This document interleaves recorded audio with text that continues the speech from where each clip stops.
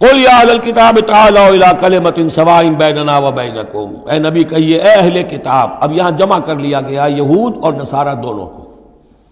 وہاں گفتگو زیادہ تر یا بنی اسرائیل تھی، ابھی تک حضرت عیسیٰ کا معاملہ تھا، وہ گویا کہ نصرانیوں سے بات تھی، اب ہے اہل کتاب دونوں کے دونوں۔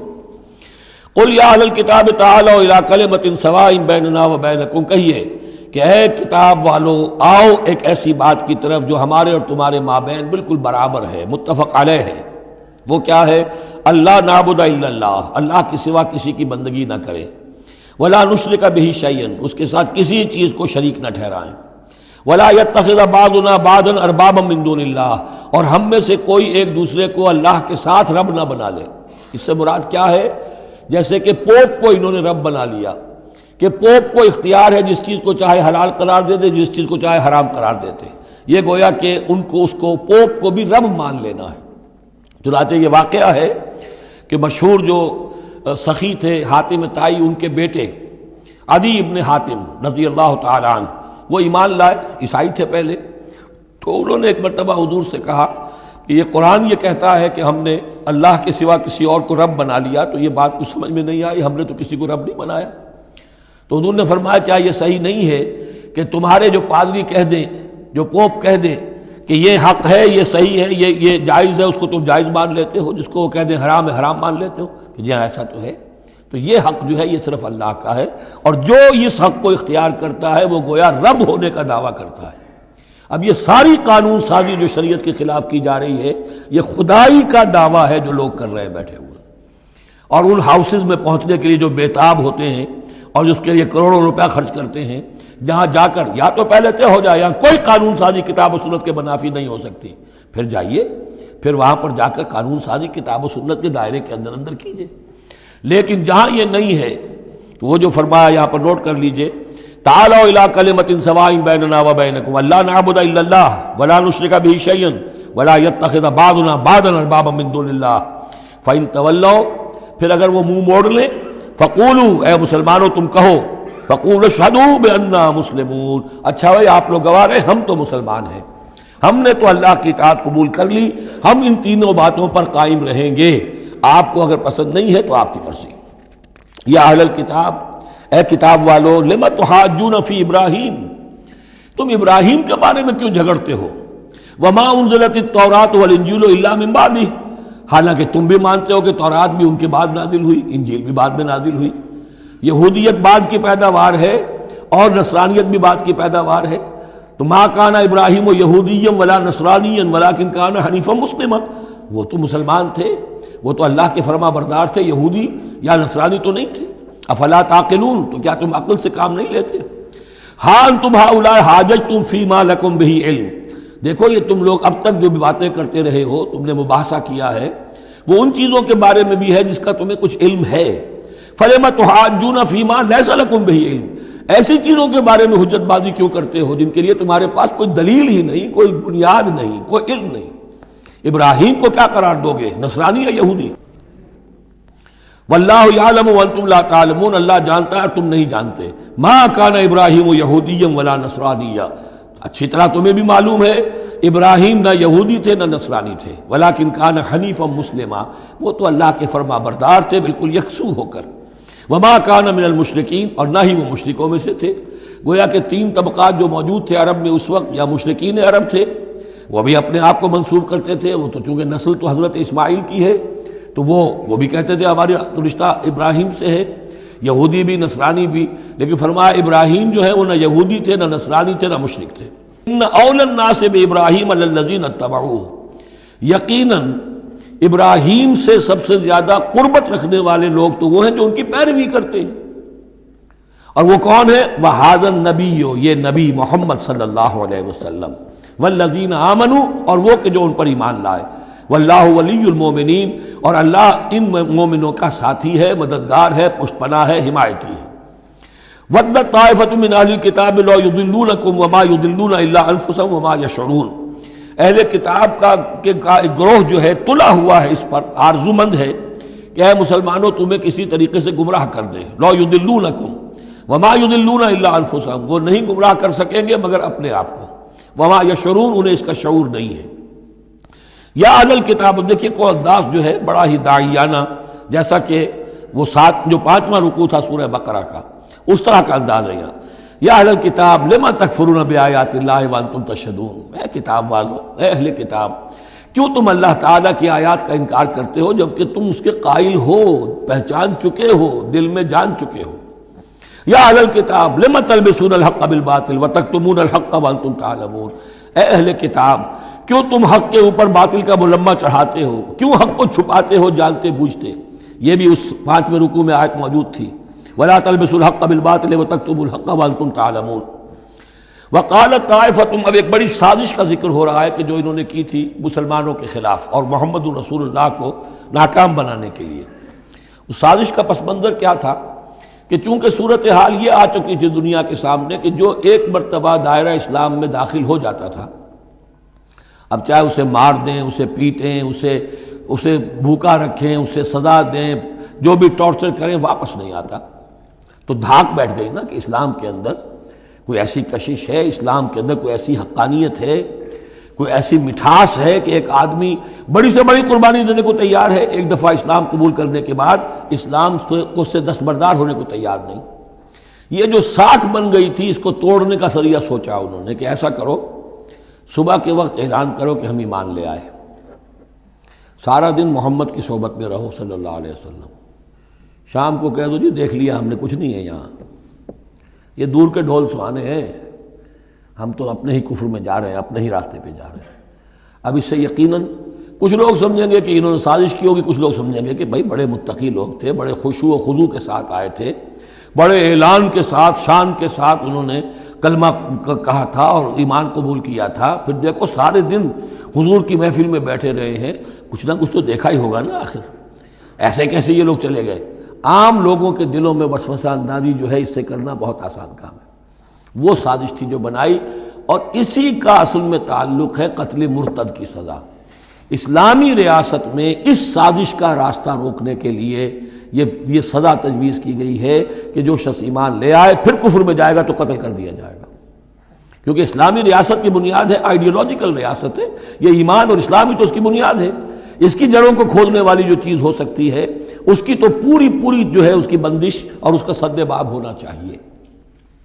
وقالت طائفۃ من اہل الکتاب آمنوا بالذی انزل علی الذین آمنوا وجہ النہار، اور اہل کتاب کے گروہ نے یہ طے کیا ایمان لاؤ اس چیز پر جو نازل کی گئی ہے ان اہل ایمان پر صبح کے وقت، دن چڑھے، وَاکْفُرُوا آخِرَہُ، اور کفر کر دو، اعلان کفر کر دو دن کے آخر میں، لعلہم یرجعون، شاید ان میں سے بھی کچھ لوٹ آئیں، اندر سے جا کے کچھ لوگوں کو تو گھسیٹ لائیں گے ہم کہ وہ جو ہے وہ بھی اسلام کو چھوڑ دیں، وہ مشتبہ ہو جائے معاملہ، ان پر وسوسہ پیدا ہو جائے۔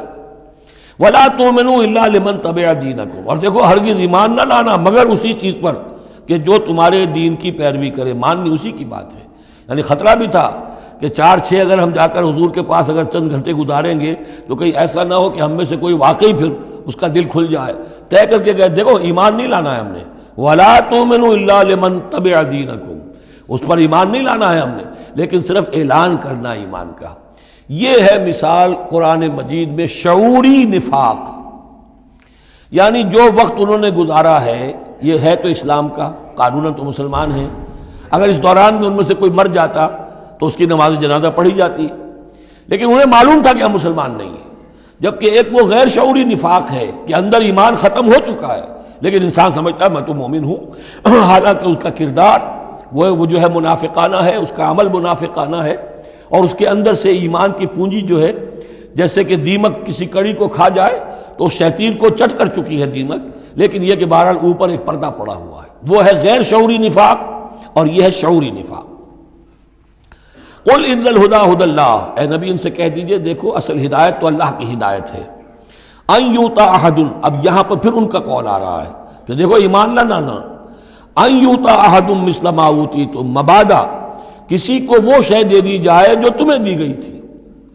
یہ رسالت، یہ مذہبی پیشوائی، یہ تو ہماری میراث تھی، ہم اگر انہیں مان لیں گے تو وہ چیز ہم سے ان کو منتقل ہو جائے گی، لہذا ماننا تو نہیں ہے، لیکن یہ کہ ان کی بہرحال کسی طریقے سے ہوا اکھیڑنے کے لیے ہمیں یہ کام کرنا ہے۔ اور یحاجوکم عند ربکم، یا تمہارے خلاف حجت قائم کریں اللہ کے نزدیک، قل ان الفضل بید اللہ، کہہ دیجئے ان سے کہ فضل کل کا کل اللہ کے ہاتھ میں ہے، یؤتی ہے من یشاء، وہ جس کو چاہتا ہے دیتا ہے۔ اس نے 2000 برس تک ایک منصب پر تمہیں فائز رکھا، اب جو ہے تم اس منصب کے نااہل ثابت ہو چکے ہو، تمہیں معزول کر دیا گیا، اور اب ایک نئی امت ہم نے بنائی ہے اور اس کو اس مقام پر نصب کر دیا ہے، انسٹالیشن ہو چکی ہے۔ واللہ ذو الفضل العظیم، قل ان الفضل بید اللہ یؤتیہ من یشاء واللہ واسع علیم، اللہ بہت وسعت والا اور جاننے والا ہے۔ یختص برحمتہ من یشاء، وہ مختص کر لیتا ہے اپنی رحمت کے لیے جس کو چاہتا ہے۔ واللہ ذو الفضل العظیم، اللہ بڑے فضل کا مالک ہے۔ ومن اہل الکتاب، اب یہاں ایک اور نقطہ سمجھ لیجئے کہ برے سے برے گروہ کے اندر بھی کہیں نہ کہیں کوئی افراد اچھے بھی ہوتے ہیں۔ داعی کے لیے یہ ضروری ہے کہ ان کو بھی مینشن کرتا رہے کہ ان میں اچھے لوگ بھی ہیں، تاکہ وہ جو لوگ ہیں ان کے دلوں کے اندر نرمی پیدا ہو۔ اسی طرح برے سے برے آدمی میں کوئی اچھائی بھی ہے، آپ اگر اسے دعوت دے رہے ہیں حق کی طرف، اس میں جو اچھائی ہے اس کو مانیے، تاکہ اسے معلوم ہو کہ اسے مجھ سے قد نہیں ہے، دشمنی نہیں ہے، جو میری بات واقعی اچھی ہے اس کو تو یہ تسلیم کر رہا ہے، لیکن جو بات غلط ہے اس کو رد کر رہا ہے۔ تو یہ دعوت کا اور تبلیغ کا بہت اہم حصہ ہے۔ اگر آپ ٹوٹلی نگیٹ کر دیں گے تو وہ بھی کہے گا کہ یہ بھی اندھا بہرا ہے تو میں بھی اندھا بہرا رہوں، یہ میری اچھائی کو بھی نہیں دیکھ سکتا، صرف میری برائی نظر آ رہی ہے۔ اور اگر وہ سمجھے کہ میری برائی کی بھی صحیح نشاندہی کر رہا ہے، جو میری اچھائی ہے اس کو بھی مان رہا ہے، تو اس کا دل کھلے گا، وہ آپ کی بات سنے گا۔ وَمِنْ أَهْلِ الْكِتَابِ مَنْ إِنْ تَأْمَنْهُ بِقِنْطَارٍ، اہل کتاب میں سے ایسے بھی ہیں کہ اگر ان کے پاس تم امانت رکھوا دو ڈھیروں مال، یؤدہ الیک، وہ تمہیں پورا پورا واپس کر دے گے۔ امانت دار ان میں موجود ہیں۔ وَمِنْهُمْ، اور ان میں سے ایسے بھی ہیں، مَنْ إِنْ تَأْمَنْهُ بِدِینَارٍ، ان کے پاس اگر 1 دینار بھی امانت رکھوا دو، لا یؤدہ الیک، وہ تمہیں واپس نہیں کرے گا، ادا نہیں کرے گا تمہیں، الا ما دمت علیہ قائما، الا یہ کہ تم اس کے سر کے اوپر کھڑے ہو جاؤ، مسلط ہو جاؤ، تب تو دے دے گا ورنہ نہیں دے گا۔ اچھا، یہ ہے ان کے اکثر کا کردار، لیکن جو بھی تھوڑے بہت تھے ان میں ان کی اچھائی کا بھی ذکر کر دیا۔ اور بالفعل اس قسم کے کردار کے لوگ جو ہیں وہ عیسائیوں میں تھے، یہودیوں میں تو نہ ہونے کے برابر تھے، لیکن اہل کتاب کا مسئلہ ہو رہا ہے تو اس میں یہ دونوں گروپ موجود ہیں۔ ذالک بانہم، اور یہودیوں میں یہ کردار کیوں آ گیا ہے، کیوں بے ایمانی خیانت کیوں آ گئی؟ ذالک بانہم قالوا لیس علینا فی الامیین سبیل، یہ اس لیے کہ انہوں نے یہ عقیدہ گھڑ لیا ہے کہ ان امیین کے بارے میں ہم پر کوئی ملامت نہیں ہے۔ یہ اچھی طرح سمجھ لیجئے، یہودیوں کا یہ عقیدہ تورات میں نہیں ہے، لیکن اصل جو کتاب ہے ان کی مذہبی وہ تورات نہیں ہے، تالمود ہے۔ یوں سمجھیے کہ تورات تو ہے ام الکتاب ان کی جو بھی ہے، لیکن جو ان کا ساری شریعت ہے، جو ان کے ضوابط ہیں، قوانین ہیں، قواعد ہیں، عبادات کی تفاصیل ہیں، وہ سب ہیں تالمود میں۔ اور تالمود میں یہ بات موجود ہے کہ یہودی کے لیے یہودی سے جھوٹ بولنا حرام، غیر یہودی سے جیسے چاہو جھوٹ بولو۔ یہودی کے لیے کسی یہودی کا مال ہڑپ کرنا ناجائز حرام، غیر یہودی جنٹائلز اور گوئمز ان کا مال جس طرح چاہو دھوکے سے، بائی ہوک بائی کروک، جس طرح چاہو ہڑپ کرو۔ تو یہ ہمارے اوپر مواخذہ ہی نہیں ہے، اس لیے کہ یہ جو لوگ ہیں غیر یہودی، یہ انسان ہے ہی نہیں، یہ اصل میں انسان نما حیوان ہے، اور ان سے فائدہ اٹھانا ہمارا حق ہے، جیسے کہ گھوڑے کو تانگے میں جوتنا انسان کا حق ہے، بیل کو اپنے ہل کے اندر جوت لینا یہ انسان کا حق ہے۔ تو ہمارا حق ہے ان حیوانوں سے ہم جو چاہے لوٹ لیں، کھسوٹ لیں، ان کی رضامندی سے لے لیں، ظلم کریں، اس میں ہم پر کوئی پکڑ نہیں ہوگی، کوئی محاسبہ نہیں۔ یہ تالمود میں باقاعدہ لکھا ہوا ہے۔ ذالک بانہم قالوا، اس لیے کہ ایک پکچر بھی اس پر بنی ہے جو امریکہ کے عیسائیوں نے بنائی ہے، the other side of Israel, جس میں کہ انہوں نے ایک شخص نے ایک یہودی کتب خانے میں جا کر کتابیں نکال کر پھر اس کے اوپر نشان لکھا کر یہ چیزیں لکھی ہوئی ہیں۔ کیا یہودیت کا جو اصل چہرہ ہے وہ اس ڈاکومنٹری کے اندر، ویڈیو کے اندر واضح کر دیا گیا ہے ان کی کتابوں کے حوالے سے۔ ذالک بانہم قالوا لیس علینا فی الامیین سبیل، یہ اس لیے ہے ان میں یہ خیانت اور بے ایمانی اور جھوٹ اور دغا کہ انہوں نے یہ عقیدہ گھڑ لیا ہے کہ غیر یہودی لوگوں کے بارے میں ہم سے کوئی پرسش ہی نہیں ہے، کوئی ہمارے اوپر کوئی ذمہ داری ہے ہی نہیں۔ وَيَقُولُونَ عَلَى اللَّهِ الْكَذِبَ وَهُمْ يَعْلَمُونَ، اور وہ تو اللہ تعالیٰ کی طرف نسبت دے رہے ہیں، منسوب کر رہے ہیں جھوٹ کو، اور وہ جانتے بوجھتے کر رہے ہیں، ان کے علماء جانتے ہیں۔ بَلَا مَنْ أَوْفَىٰ بِعَهْدِهِ وَاتَّقَىٰ فَإِنَّ اللَّهَ يُحِبُّ الْمُتَّقِينَ، کیوں نہیں؟ جو کوئی بھی اللہ کے ساتھ کیا ہوا اپنے عہد کو پورا کرے گا اور تقویٰ کی روش اختیار کرے گا تو اللہ تعالیٰ کو تو متقین پسند ہے۔ ان الذین یشترون بعہد اللہ وایمانہم ثمنا قلیلا، یقیناً وہ لوگ کہ جو اللہ تعالیٰ سے جو عہد انہوں نے کیا تھا اسے فروخت کرتے ہیں اور اپنی قسموں کو فروخت کرتے ہیں حقیر سی قیمت پر۔ جب دیکھتے ہیں کہ ہماری بات لوگ جو کچھ شک کر رہے ہیں، اچھا جی ہم خدا کی قسم کھا کر کہتے ہیں کہ ایسا ہے، اب یہ جھوٹی قسم ہے۔ ثمنا قلیلا اولئک لا خلاق لهم فی الآخرہ، یہ وہ لوگ ہیں کہ جن کے لیے کوئی حصہ نہیں ہے آخرت میں۔ ولا یکلمہم اللہ، نہ اللہ ان سے کلام کرے گا۔ ولا ینظر الیہم یوم القیامہ، اور نہ ان کی طرف نگاہ کرے گا قیامت کے دن۔ ولا یزکیہم، نہ ان کو پاک کرے گا۔ یہ بھی سورہ بقرہ میں تقریباً پورا مضمون آ چکا ہے۔ ولہم عذاب علیم، ان کے لیے دردناک عذاب ہے۔ وَإِنَّ مِنْهُمْ لَفَرِيقًا يَلْوُونَ أَلْسِنَتَهُمْ بِالْكِتَابِ، اور ان میں سے ایک گروہ ایسا بھی ہے جو اپنی زبان کو توڑتا مروڑتا ہے کتاب کو پڑھتے ہوئے۔ وہ الفاظ کو ذرا سا ادھر ادھر مروڑ کر معنی اور پیدا کر لیتے تھے۔ ان سے کہا گیا حتہ کہو تو ہنتا بنا دیا، بجائے اس کے کہ اللہ ہماری گناہ جھاڑ دے، ہمیں گیہوں دے۔ انہوں نے کہا کہنا ہے تم نے سمعنا واطعنا، سمعنا وعصینا، تو وہ اسی طریقے کا معاملہ وہ کرتے تھے۔ جب تورات کو پڑھتے ہوئے بھی جب دیکھا کہ جو سائل آیا ہے وہ فتویٰ مانگ رہا ہے، اس کی پسند کچھ اور ہے، تو الفاظ کو توڑ مروڑ کر پڑھ کر کہہ دیا کہ دیکھو یہ کتاب کے اندر موجود ہے۔ وَإِنَّ مِنْهُمْ لَفَرِيقًا يَلْوُونَ أَلْسِنَتَهُمْ بِالْكِتَابِ لِتَحْسَبُوهُ مِنَ الْكِتَابِ، تاکہ تم سمجھو کہ وہ کتاب میں سے ہے۔ وَمَا هُوَ مِنَ الْكِتَابِ، وہ کتاب میں سے نہیں ہوتا۔ وَيَقُولُونَ هُوَ مِنْ عِنْدِ اللَّهِ، اور وہ کہتے ہیں یہ اللہ کی طرف سے ہے۔ وَمَا هُوَ مِنْ عِنْدِ اللَّهِ، جبکہ وہ اللہ کی طرف سے نہیں ہوتا۔ فَوَيْلٌ لِّلَّذِينَ يَكْتُبُونَ بِأَيْدِيهِمْ، یہ پڑھ چکے ہیں سورہ بقرہ کے اندر بھی کہ وہ لوگ کہ جو اپنے ہاتھوں سے لکھتے ہیں کہتے ہیں کہ اللہ کی طرف سے ہے۔ وَيَقُولُونَ عَلَى اللَّهِ الْكَذِبَ وَهُمْ يَعْلَمُونَ، وہ اللہ پر جھوٹ تہمت باندھتے ہیں جانتے بوجھتے۔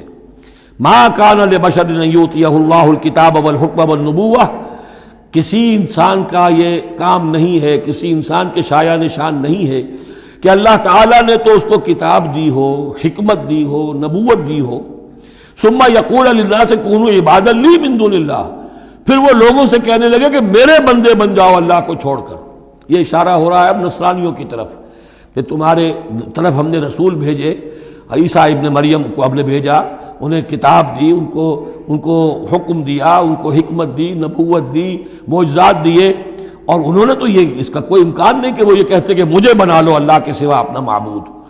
ما كان لبشر ان يؤتيه الله الكتاب والحكم والنبوة ثم يقول للناس كونوا عبادا لي من دون الله ولكن كونوا ربانيين بما كنتم تعلمون الكتاب وبما كنتم تدرسون۔ وہ تو یہی کہے گا، اور یہی کہا کہ حضرت عیسیٰ نے کہ اللہ والے بنو، اللہ کی بندگی کرو، ربانی بن جاؤ، اللہ والے بن جاؤ، اس چیز کے سبب کہ جو تم سکھلاتے ہو، دوسروں کو تعلیم دیتے ہو۔ اتامرون الناس بالبر وتنسون انفسکم وبما کنتم تدرسون، اور جو کچھ تم خود بھی پڑھتے تھے۔ یہ پڑھنا پڑھانا دین کا، سیکھنا سکھانا، تعلیم و تعلم قرآن، تعلیم و تعلم حدیث، تعلیم و تعلم فقہ، یہ اس لیے ہونا چاہیے کہ لوگوں کو اللہ والے بنایا جائے، نہ یہ کہ اپنے بندے بنا کر اور ان سے نذرانے وصول کر کے ان کا استحصال کیا جائے۔ وَلَا يَأْمُرُكُمْ أَن تَتَّخِذُوا الْمَلَائِكَةَ وَالنَّبِيَّ أَرْبَابًا، وہ کبھی بھی تمہیں اس بات کا حکم نہیں دے گا کہ تم فرشتوں یا انبیاء کو رب بنا لو۔ فرشتوں کو رب بنایا مشرکین مکہ نے، فرشتوں کے نام پر اپنی وہ مورتیاں انہوں نے بنائی، لات، عزا، منات، اور انہوں نے ایک نبی کو اپنا رب بنا لیا۔ ایامرکم بالکفر بعد اذ انتم مسلمون، تو کیا وہ ایسا بندہ اللہ کا جس کو اللہ نے نبوت سے سرفراز کیا ہو، کیا تمہیں وہ کفر کا حکم دے گا جبکہ تم مسلم ہو چکے ہو، تم نے فرما برداری اختیار کر لی ہے۔ وَإِذْ أَخَذَ اللَّهُ مِيثَاقَ النَّبِيِّينَ، اور یاد کرو جب کہ اللہ نے تمام انبیاء سے ایک عہد لیا تھا، لَمَا آتَيْتُكُم مِّن كِتَابٍ وَحِكْمَةٍ، جب بھی میں تمہیں دوں گا کتاب اپنی اور حکمت، ثُمَّ جَاءَكُمْ رَسُولٌ، پھر تمہارے پاس آئے کوئی اور رسول، نیا رسول، مُصَدِّقٌ لِّمَا مَعَكُمْ، جو کہ تمہارے ساتھ جو کچھ ہے اس کی تصدیق کرتے ہوئے آئے، لَتُؤْمِنُنَّ بِهِ وَلَتَنصُرُنَّهُ، تو تمہیں لازماً اس پر ایمان لانا ہوگا اور اس کی مدد کرنی ہوگی، کیونکہ انبیاء کا ایک سلسلہ چل رہا تھا، ہر نبی جو ہے آئندہ کی پیشن گوئی کر کے گیا ہے، اور یہ بھی ختم نبوت کے بارے میں بہت بڑی دلیل ہے کہ ایسی کسی شے کا ذکر قرآن میں یا حدیث میں نہیں ہے، بلکہ اس کے برعکس ہے کہ نبوت مجھ پر ختم ہو گئی ہے، ورنہ اس سے پہلے تمام انبیاء حضرت مسیح حضور کی بشارت دے کر گئے تمام انبیاء کی کتابوں میں بشارتیں موجود ہیں. اگر آپ انجیل پڑھیں برنباس کی تو اس میں تو کوئی صفحہ خالی نہیں ہے جس میں کہ حضور کی بشارت نہ ہو اور حضور کے بارے میں خوشخبری نہ ہو، لیکن یہ کہ وہ باقی انجیلوں میں سے نکال دیا گیا. قال اقررتم واخذتم علی ذلکم اسری، اللہ نے فرمایا تم نے اقرار کر لیا اے نبیو. اب یہ کہاں کیا گیا؟ یہ عالم ارواح میں. تمام نبی ایک دفعہ تو جمع نہیں ہو سکتے تھے، عالم ارواح میں یہ عہد لیا گیا ہے. تم نے اس کو قبول کیا اور اس پر میری ذمہ داری قبول کر لی. قالوا اقررنا، جیسے ہم سب کے سب کہہ کے آئے تھے الست بربکم قالوا بلا، ایسے ہی جنہیں نبوت سے سرفراز ہونا تھا ان کی ارواح سے یہ اضافی جو ہے عہد لیا کہ اگر میں تمہیں نبی بنا کر بھیجوں گا، تمہارے بعد جو نبی آئے گا پھر تمہیں اپنے لوگوں کو یہ کہہ کر جانا ہے کہ بعد میں آنے والے کی مدد کرنا اور اس کی نصرت کرنا، اس پر ایمان لانا. قال فاشهدوا وانا معكم من الشاهدين، تو اللہ نے کہا تو اچھا تم بھی گواہ رہو اور میں بھی گواہ ہوں. فمن تولى بعد ذلك، تو جس نے بھی منہ موڑ لیا اس کے بعد، فاولئک هم الفاسقون، تو یقیناً وہی ہے سرکش ناہنجار. افغیر دین اللہ یبغون، تو کیا یہ اللہ کے دین کے سوا کوئی اور دین چاہتے ہیں؟ وَلَهُ أَسْلَمَ مَنْ فِي السَّمَاوَاتِ وَالْأَرْضِ طَوْعًا وَكَرْهًا وَإِلَيْهِ يُرْجَعُونَ، جبکہ آسمانوں اور زمین میں جو کچھ ہے اللہ کے سامنے سر تسلیم خم کیے ہوئے ہے، چاہے خوشی سے اور چاہے مجبوراً، اور اسی کی طرف ان سب کو لوٹا دیا جائے گا. قُلْ آمَنَّا بِاللَّهِ، یہ دیکھیے 16ویں رکوع کی سورہ بقرہ کی آیات جو ہیں تقریباً تھوڑے سے لفظی فرق کے ساتھ. کہیے آمنا باللہ، ہم ایمان لائے اللہ پر، وما انزل علینا، جو نازل کیا گیا ہم پر، وما انزل علی ابراہیم و اسماعیل و اسحاق و یعقوب والاسباط، اور جو کچھ نازل کیا گیا ابراہیم پر، اسماعیل پر، اسحاق پر اور یعقوب پر اور ان کی اولاد پر. وما اوتی موسیٰ و عیسیٰ والنبیون من ربہم، جو بھی موسیٰ کو دیا گیا، عیسیٰ کو دیا گیا، تمام انبیاء کو دیا گیا ان کے رب کی طرف سے. لا نفرق بین احد منہم ونحن لہ مسلمون، ہم ان میں سے کسی ایک کے مابین بھی کوئی تفریق نہیں کرتے اور ہم تو اللہ کے فرما بردار ہیں. ومن یبتغ غیر الاسلام دینا فلن یقبل منہ، جو کوئی اس اسلام کے سوا کوئی دین اختیار کرے گا اللہ اسے اس کی جانب سے قبول نہیں کرے گا. وَهُوَ فِي الْآخِرَةِ مِنَ الْخَاسِرِينَ، اور آخرت میں وہ پھر خسارے پانے والوں میں سے ہو کر رہے گا. كَيْفَ يَهْدِي اللَّهُ قَوْمًا كَفَرُوا بَعْدَ إِيمَانِهِمْ، کیسے ہدایت دے گا اللہ ان لوگوں کو جو ایمان کے بعد کافر ہو گئے. اس کا کیا مطلب ہے؟ یعنی ان کے دل ایمان لے آئے تھے، مان لیا تھا، حقیقت منکشف ہو گئی تھی. جیسے سورۃ النمل میں ہم پڑھیں گے وَجَحَدُوا بِهَا وَاسْتَيْقَنَتْهَا أَنفُسُهُمْ ظُلْمًا وَعُلُوًّا، انہوں نے انکار تو کیا لیکن ان کی جی نے، دل نے ان کے یقین کر لیا تھا کہ بات صحیح ہے. دل اقراری ہے، زبان انکاری ہے. زبان انکاری کیوں ہے؟ ظلمًا وعلوا، حق تلفی کرنے کے لیے اور اپنی سربلندی کے لیے، اپنی چودراہٹ کے لیے، بغیم بینہم، ورنہ دل ان کے ایمان لا چکے تھے. تو کیف یہدی اللہ قوما کفروا بعد ایمانہم، کہ جب حق منکشف ہو گیا، دل نے گواہی دے دی کہ حق ہے، پھر بھی کفر کیا. وَشَهِدُوا أَنَّ الرَّسُولَ حَقٌّ، اور انہوں نے گواہی دی کہ رسول حق ہے. آپس میں باتیں کرتے تھے.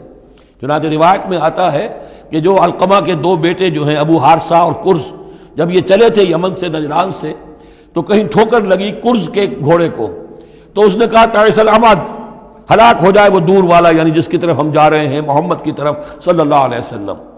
اس پر بڑے بھائی نے کہا، ابو حارثہ نے، تعیست امک، تیری ماں ہلاک ہو جائے. انہوں نے کہا کیوں؟ میں نے تو محمد کو کہا تھا، جو کچھ کہا تھا، تمہیں کیوں اس طرح برا لگا؟ انہوں نے کہا تمہیں معلوم نہیں ہے وہ وہی نبی ہیں، ہم پوری طرح جان چکے ہیں وہ وہی نبی ہیں، ان کی شان میں گستاخی نہیں کریں گے، پکڑے جائیں گے ہم، وہ نبی ہیں اور وہی ہیں جن کے ہم منتظر تھے. انہوں نے کہا پھر مانتے کیوں نہیں؟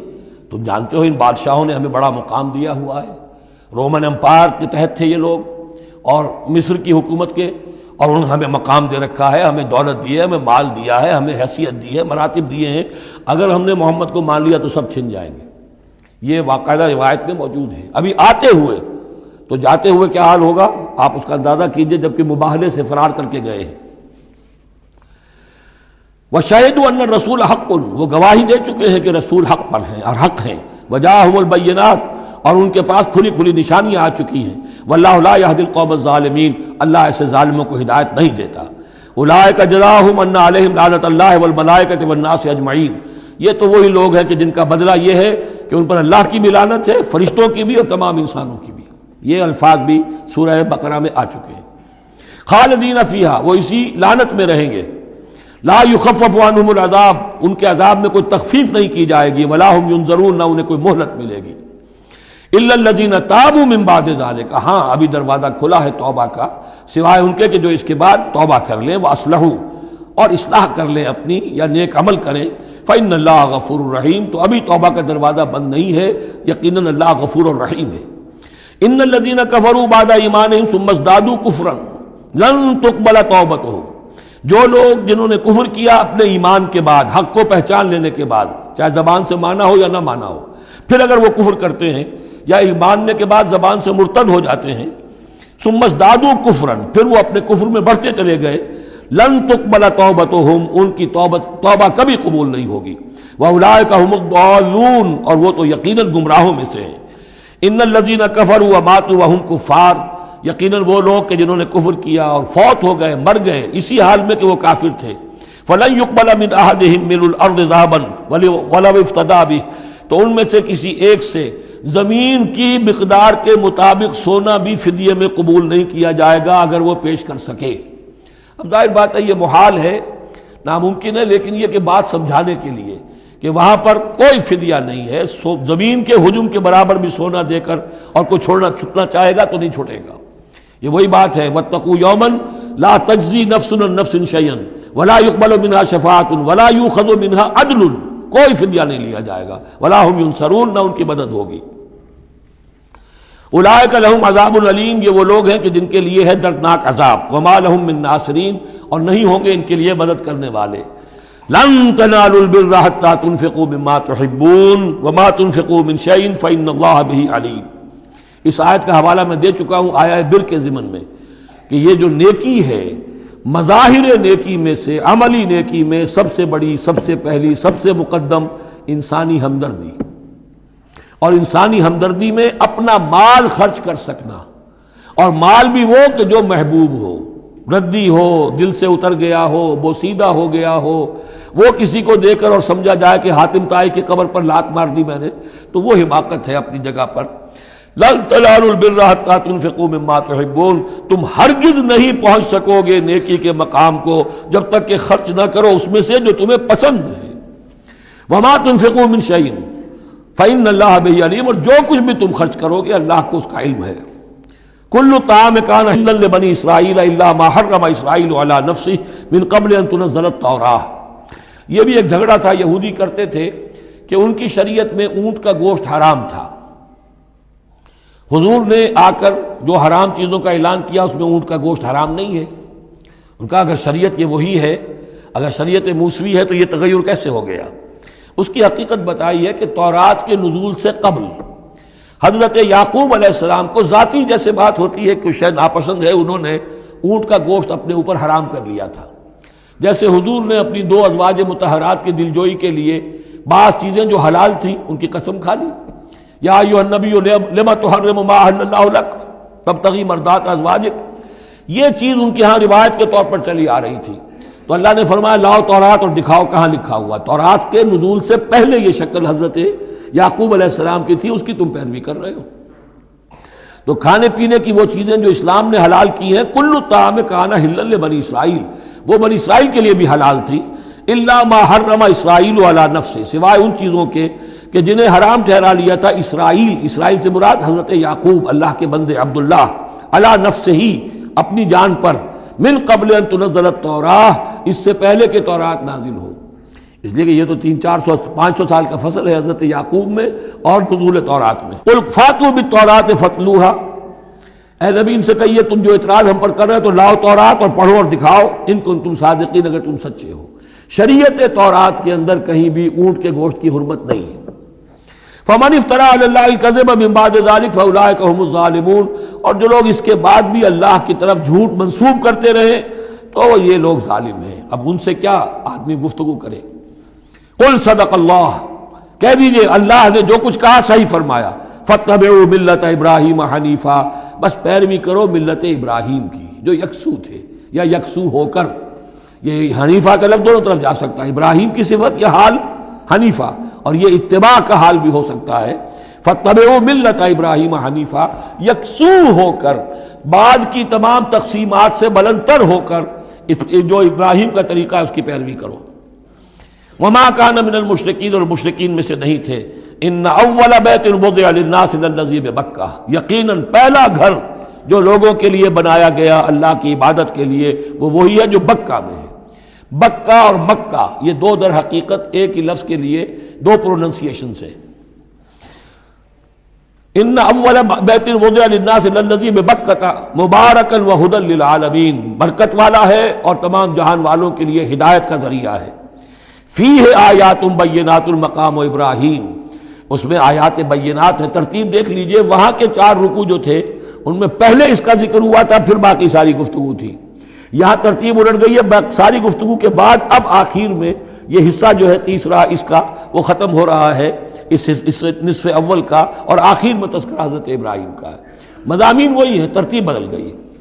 فی آیات بینات، اس میں تو بڑی روشن نشانیاں موجود ہیں۔ مقام ابراہیم، جیسے مقام ابراہیم، ومن دخلہ کان آمنا، اور جو بھی اس میں داخل ہو جاتا ہے امن میں آ جاتا ہے۔ بدترین پورے عرب کے اندر خوریزی ہوتی تھی، لیکن حرم میں اپنے باپ کے قاتل کو بھی اگر دیکھ لیتے تھے تو کچھ نہیں کہتے تھے۔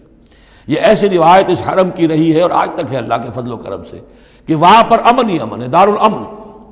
من دخلہ کان آمنا وَلِلَّهِ عَلَى النَّاسِ حِجُّ الْبَيْتِ مَنِ اسْتَطَاعَ إِلَيْهِ سَبِيلًا، اور للہ علی الناس، اب لام اور علی کو یہاں نوٹ کر لیجئے، اللہ کا حق ہے لوگوں پر کہ وہ حج کرے اس کے گھر کا، جو بھی استطاعت رکھتا ہو اس کے سفر کی۔ للہ علی الناس، اللہ کا حق ہے لوگوں پر، حج البیت، گھر حج کرنا بیت اللہ کا، من استطاع الیہ سبیلا، جو بھی استطاعت رکھتا ہو راستے کی، سفر کی۔ ومن کفر، اب یہاں کفرہ کے معنی کیا ہوں گے؟ جو استطاعت کے باوجود حج نہیں کرتا وہ گویا کہ کفر کرتا ہے۔ ومن کفر فإن اللہ غنی عن العالمین، تو وہ اللہ تو غنی ہے تمام جہانوں سے۔ قل یا اہل الکتاب لم تکفرون بآیات اللہ، اب آخری یہ آیات ہیں، بڑا ہی انداز جو ہے جھنجھوڑنے کا، اور جیسے کہ پیئرسنگ آئیز کے ساتھ دیکھ کر کسی سے بات کی جائے اور اس کے یعنی نگاہیں گاڑ کر اس پر۔ قل یا اہل الکتاب لم تکفرون بآیات اللہ، کیوں اللہ کی آیات کا انکار کر رہے ہو؟ واللہ شہید علی ما تعملون، اور جبکہ جو کچھ تم کر رہے ہو اللہ اسے دیکھ رہا ہے۔ قل یا اہل الکتاب لم تصدون عن سبیل اللہ، کہہ دیجئے ہے کتاب والو کیوں روکتے ہو اور روکتے ہو؟ صدہ یصد دونوں معنی دیتا ہے، لازم بھی متعدی بھی، خود رک جانا دوسروں کو روکنا۔ کیوں رکتے ہو اور روکتے ہو اللہ کے راستے سے؟ من آمنا، جو ایمان لے آتا ہے، تبغونہا عوجا، تم اس کے لیے ٹیڑھ تلاش کرتے ہو، سازشیں کرتے ہو کہ صبح کو ایمان لاؤ اور شام کو کافر ہو جاؤ، تاکہ یہ ایمان والے جو ہیں ان کے دل میں بھی وسوسے اور دغدغے پیدا ہو جائیں۔ من آمن تبغونہا عوجا، تم چاہتے ہو کہ وہ بھی کج راستہ اختیار کر لیں، وانتم شہداء، اور تم خود جانتے ہو جو کچھ کر رہے ہو۔ وما اللہ بغافل عما تعملون، اور اللہ غافل نہیں اس سے جو تم کر رہے ہو۔ لیکن ان تمام سازشوں کے جواب میں اہل ایمان سے کہا گیا یا ایھا الذین آمنوا ان تطیعوا فریقا من الذین اوتوا الکتاب یردوکم بعد ایمانکم کافرین، اے وہ لوگوں جو ایمان لائے ہو، اگر ان اہل کتاب کے ان کسی گروہ کی تم پیروی کرو گے تو یہ تمہیں لازماً لوٹا کر لے جائیں گے تمہارے ایمان کے بعد، پھر تمہیں کفر کی حالت میں لے جائیں گے۔ وَكَيْفَ تَكْفُرُونَ، اور سوچو تو صحیح کیسے کفر کرو گے، کیسے اس راستے پر جاؤ گے۔ وَأَنْتُمْ تُتْلَىٰ عَلَيْكُمْ آیات اللہ، جبکہ تم پر اللہ کی آیات پڑھ کر سنائی جا رہی ہیں۔ وَفِيكُمْ رَسُولُهُ، اور تمہارے اندر اس کا رسول موجود ہے بنفس نفیس۔ اس سے آپ اندازہ کیجئے کہ علماء یہود کا کتنا اثر تھا۔ اوس اور خزرج کے لوگ بڑے مرعوب تھے، چونکہ یہ ان پڑھ لوگ تھے، کوئی کتاب نہیں، کوئی شریعت نہیں، کوئی قانون نہیں۔ یہ لوگ صاحب کتاب تھے، صاحب شریعت تھے، ان کے ہاں علماء تھے، تو مرعوب تھے۔ لہذا یہاں جو اوس اور خزرج کے لوگ اسلام لے آئے تھے ان کے بارے میں اندیشہ ہوتا تھا کہ کہیں ان ساری ریشہ دوانیوں کا شکار نہ ہو جائیں۔ وَكَيْفَ تَكْفُرُونَ وَأَنْتُمْ تُتْلَىٰ عَلَيْكُمْ آیَاتُ اللَّهِ وَفِيكُمْ رَسُولُهُ، کیسے کفر کرو گے تم جبکہ تمہیں اللہ کی آیات پڑھ کر سنائی جا رہی ہیں اور اللہ کے رسول تم میں موجود ہیں۔ وَمَن يَعْتَصِم بِاللَّهِ فَقَدْ هُدِيَ إِلَىٰ صِرَاطٍ مُسْتَقِيمٍ، اور جو اللہ سے چمٹ جائے اس کی ہدایت ہو گئی ہے صراط مستقیم کی طرف۔ جو اللہ کی پناہ میں آ جائے، جیسے بچہ اگر اسے خطرہ محسوس ہو، شیرخوار بچہ دوڑ کر آ کے ماں سے چمٹ جائے گا۔ اب وہ یہ سمجھے گا میں قلعے میں آ گیا ہوں، اب مجھے کوئی کچھ نہیں کہہ سکتا، میں اپنی ماں کی گود میں آ گیا، ماں سے چمٹ گیا۔ اسے کیا پتا کہ کوئی درندہ صفت انسان اسے کھینچے ماں کی گود سے، اچھالے اور کسی بلم کے اوپر کسی نیزے کی انی کے اندر پرو لے۔ ایک بچہ یہ سمجھتا ہے کہ میں ماں کے پاس آ گیا تو بس میں اب پناہ میں ہوں۔ ایسے ہی من یعتصم باللہ، جو اللہ کی پناہ میں آ گیا، فقد ہدی الی صراط مستقیم، اس کی ہدایت تو ہو گئی سیدھی راہ کی طرف۔ اللہم ربنا اجعلنا منہم، اللہم ربنا اجعلنا منہم، آمین یا رب العالمین۔